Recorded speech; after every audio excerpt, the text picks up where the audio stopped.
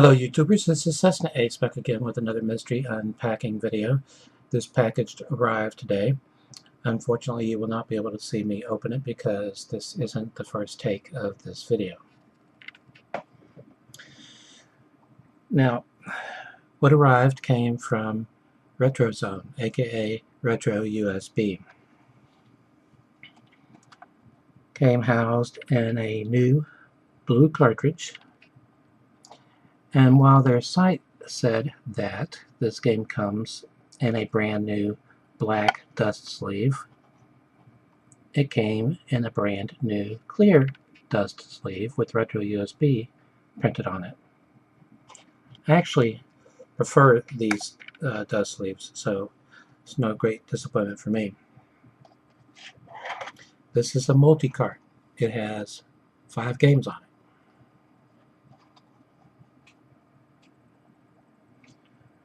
Homebrew World Championships 2012.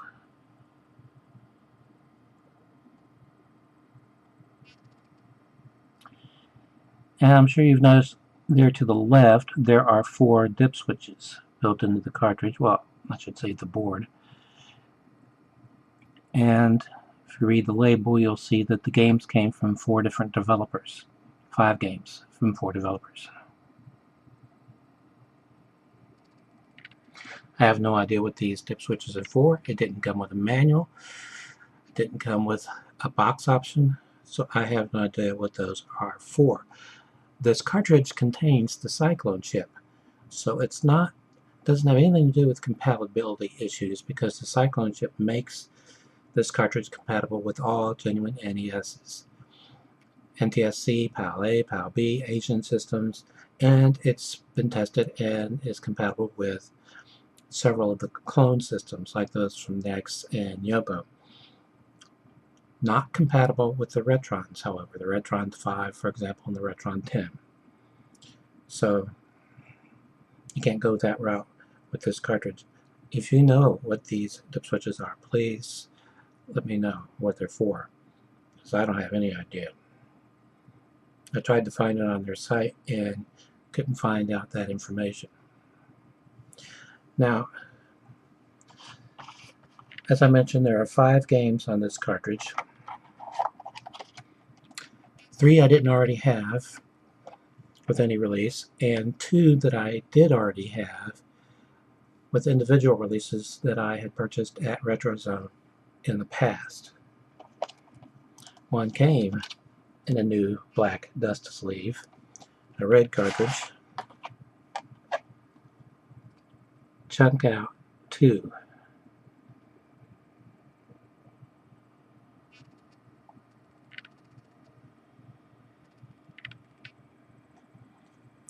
All of their cartridges are brand new, with brand new boards, and have the Cyclone chip. Now the other one had the option of getting it boxed at the time, and so that's how I got it.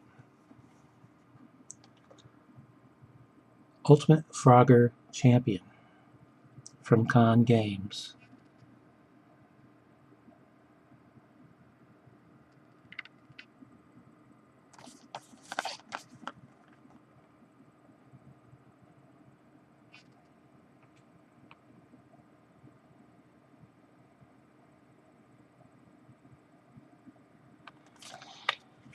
And yes, this one came in the manual, of course. Frogs are green, the cartridge was green.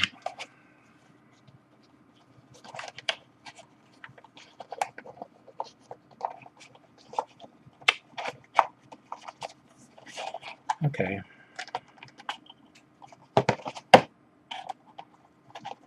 Bear with me.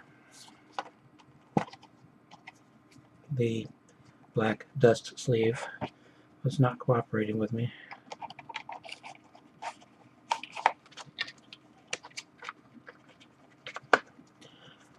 Alright, now, as I mentioned, there are 5 games on here.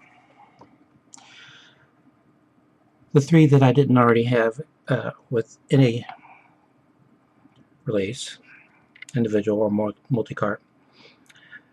First one is called NES Virus Cleaner. Now, that's not a utility. It is a game, the object of which is to keep your NES from becoming infected with a virus. The second one is called Seagull's Revenge. And the third, and don't get angry with me, I didn't write the title of the game, is called Slappin' Bitches. As I believe I mentioned, if you know what those dip switches are for, please let me know.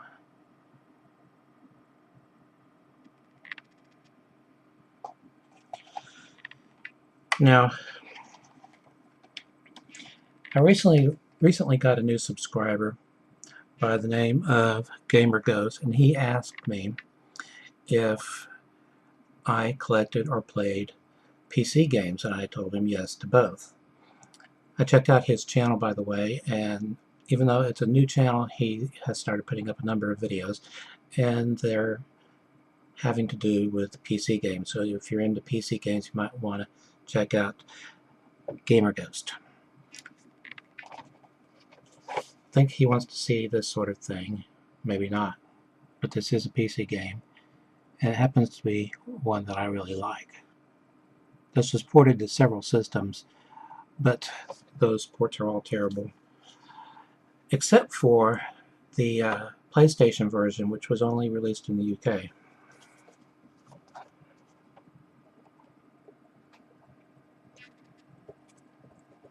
The Nintendo 64 version, called Carmageddon 64, they took out the humans and put in zombies.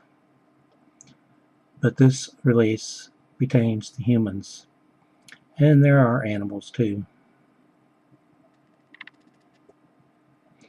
This has a free world or open world environment. You can go anywhere. And tip, when you see the football stadium, go in there. There are two teams playing, obviously. A lot of players up for grabs.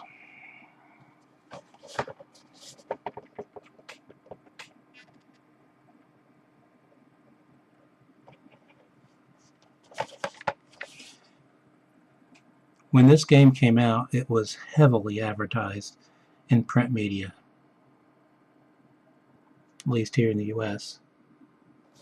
Rated M for mature.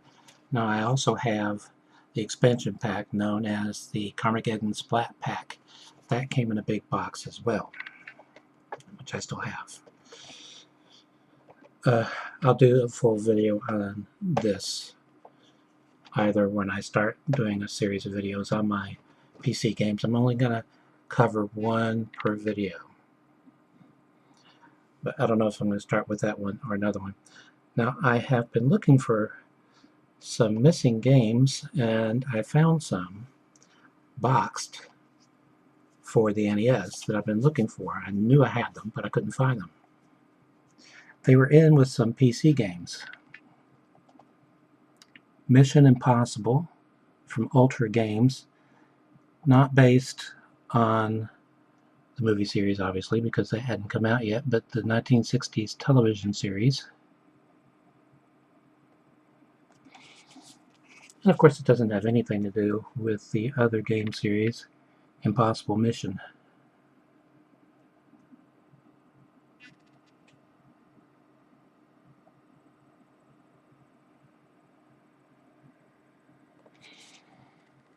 Now this one I was desperate to find because I bought it new back in the day for full price. I got it home and it turned out to be a horrible game, but I liked the license. That is, I liked the TV series it's based on. But at some point, I don't know if it was my subconscious that was responsible or what, but the game disappeared. So eventually I went on eBay and I paid over $30 to buy a replacement. That was over 10 years ago. And that copy disappeared. My subconscious again.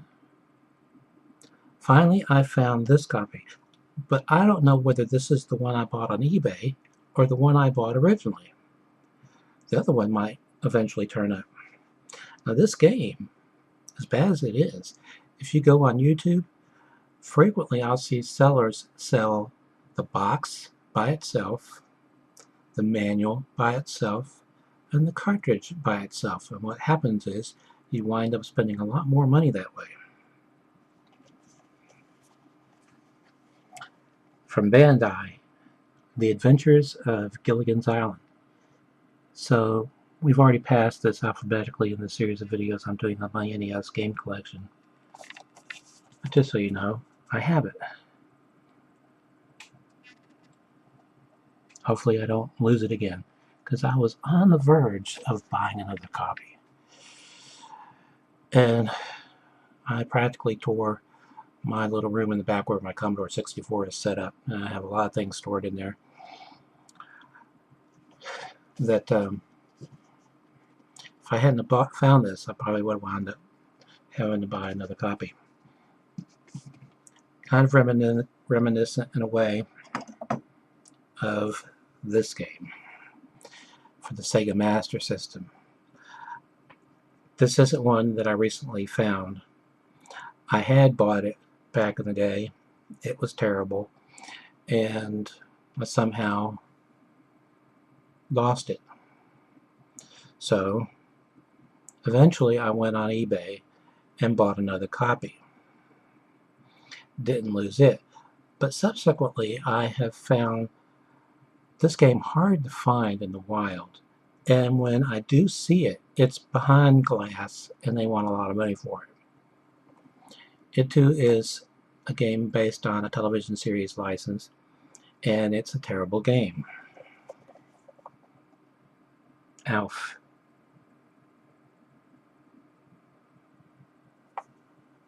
Case on this one has been castrated, but so it doesn't have a little hook thing. But I think that takes care of that. So until next time, stay awesome.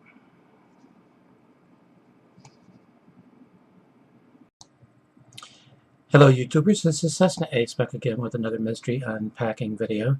This package arrived today. Unfortunately, you will not be able to see me open it because this isn't the first take of this video. Now, brand new black dust sleeve. It came in a brand new clear dust sleeve with RetroUSB printed on it. I actually prefer these dust sleeves, so it's no great disappointment for me. What arrived came from RetroZone, aka RetroUSB. Came housed in a new blue cartridge, and while their site said that this game comes in a, and I'm sure you've noticed there to the left there are 4 dip switches built into the cartridge, well, I should say the board. And if you read the label, you'll see that the games came from 4 different developers. This is a multi-cart. It has 5 games on it.